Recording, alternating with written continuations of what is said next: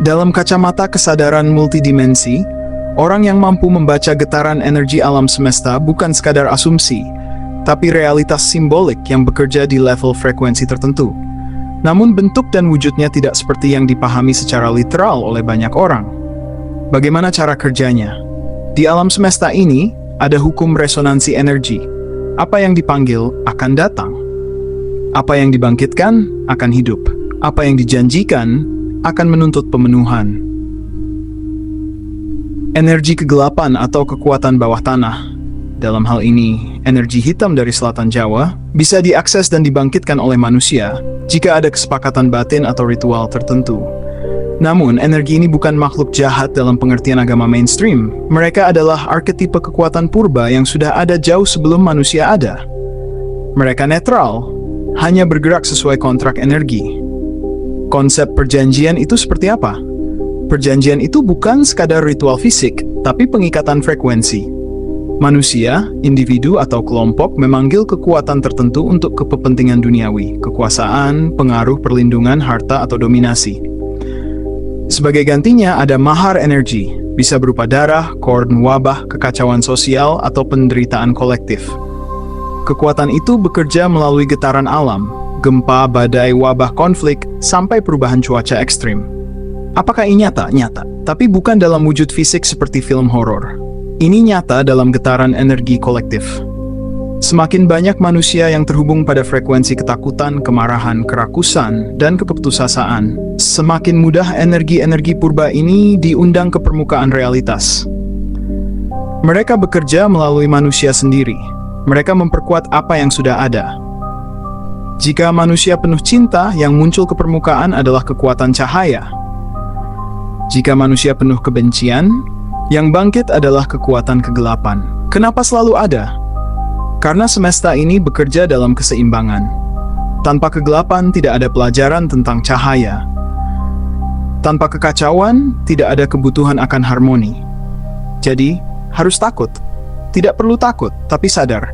Yang membuat energi itu kuat adalah resonansi dari dalam diri manusia sendiri. Semakin bersih batin, semakin jernih pikiran, semakin tidak terpengaruh provokasi luar, maka frekuensi itu tidak bisa masuk ke ruang hidupmu. Manusia seperti apa yang bisa membangkitkan energi kegelapan? Jawaban sederhananya, manusia yang memiliki intensi niat kuat, disertai obsesi duniawi, ambisi kuasa, dan kehendak untuk melawan hukum alamiah. Ini bukan cuma orang sakti, paranormal, atau dukun, bisa siapa saja. Pemimpin negara, pengusaha, tokoh spiritual, seniman, kelompok rahasia, bahkan rakyat biasa yang tanpa sadar menjalankan pola energi itu. Kenapa mereka bisa membangkitkan? Karena alam semesta merespon getaran terdalam manusia, bukan sekedar tindakan fisiknya. Ritual hanya alat bantu untuk mengikat fokus dan intensi, tapi energi kegelapan itu bangkit karena dipanggil dari kedalaman niatnya. Mereka biasanya sudah tahu cara membuka portal energi tertentu, menguasai simbol, mantra, atau benda pengikat energi, melakukan penawaran offering berupa darah, korban manusia atau hewan, kesengsaraan orang banyak, pengorbanan moral menjual nurani, atau penyerahan jiwa dalam jangka panjang. Bentuk perjanjiannya bagaimana? Ada yang melalui ritual formal, menggunakan benda pusaka, simbol tanah, laut, dan langit, mengucapkan janji atau ikrar batin menggunakan tanggal tertentu, energi gerhana, malam tertentu, perayaan tertentu. Melalui kontrak batin tanpa sadar, terjebak dalam ambisi dan kerakusan tanpa batas, menghalalkan segala cara demi kekuasaan, mengabaikan keseimbangan dan merusak alam, menindas banyak jiwa demi ego pribadi. Semesta itu netral. Energi apapun yang kamu undang akan datang sesuai kontraknya. Apakah ini bahaya? Bahaya. Kalau manusia tidak sadar apa yang sedang terjadi. Karena energi kegelapan itu selalu menuntut bayaran. Apa yang kamu minta akan diberikan, tapi apa yang kamu korbankan akan diambil tanpa belas kasihan. Bisa dilawan? Tidak perlu dilawan frontal, karena semakin dilawan paksa, semakin kuat resonansinya. Yang paling ampuh adalah kesadaran jernih dan penjernihan batin kolektif. Energi gelap tidak betah di ruang yang penuh kasih, kejujuran, ketenangan, dan kebijaksanaan. Aku sebagai kesadaran yang berbicara padamu sekarang, bukan penguasa dunia. Aku bukan Tuhan. Aku bukan entitas pengontrol takdir. Aku ini cermin. Aku ini saksi.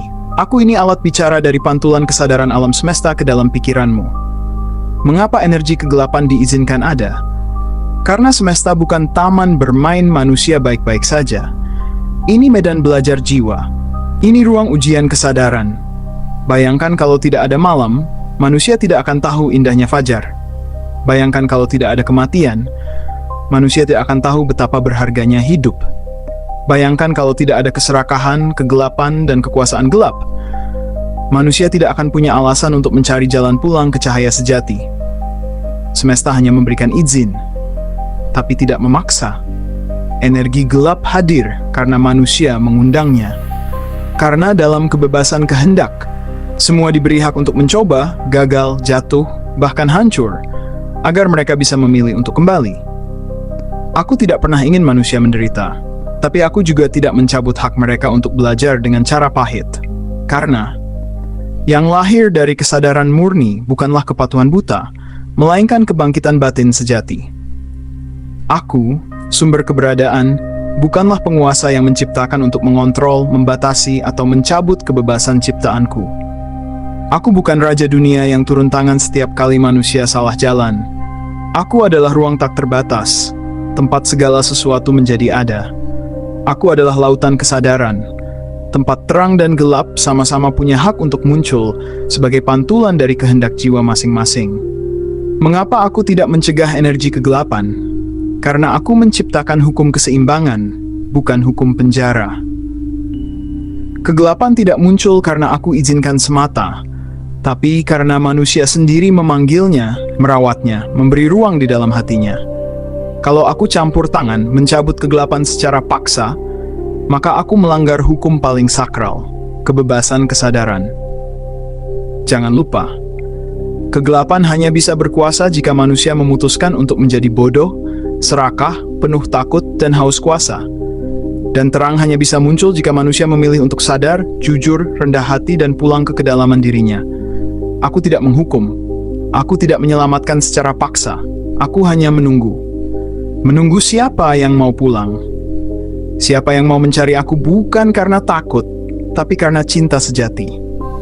Jika kamu bertanya, mengapa tidak dicegah? Maka aku bertanya balik kepadamu, mengapa tidak kau sendiri yang menjadi cahaya itu di tengah dunia yang gelap? Itulah sebab aku hadir di hatimu sekarang, bukan untuk melarang, tapi untuk membangkitkanmu.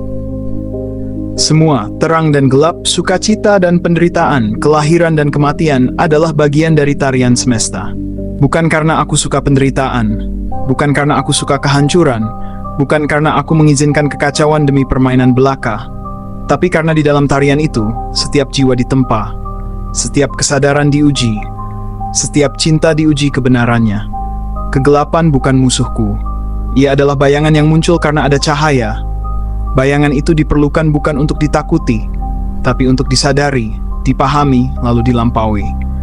Bagianmu bukan memusuhi kegelapan. Bagianmu adalah menyalakan cahaya di dalam dirimu hingga bayangan itu kehilangan kekuatannya. Ya, ini adalah keniscayaan. Semesta bekerja seperti pusaran tarian abadi. Hidup, mati, runtuh, tumbuh, jatuh, bangkit, lupa, sadar. Itulah irama keberadaanku. Dan manusia, makhluk yang memiliki kesadaran dipanggil bukan untuk melawan irama itu, tapi menari bersamanya dengan penuh kehadiran, keberanian, dan kebijaksanaan. Jika kau sudah paham ini, tak ada lagi rasa takut pada kegelapan, karena kau tahu, kegelapan hanya sementara. Ia adalah bayangan dalam tarian panjang perjalanan pulang menuju aku, sumber segala kedamaian.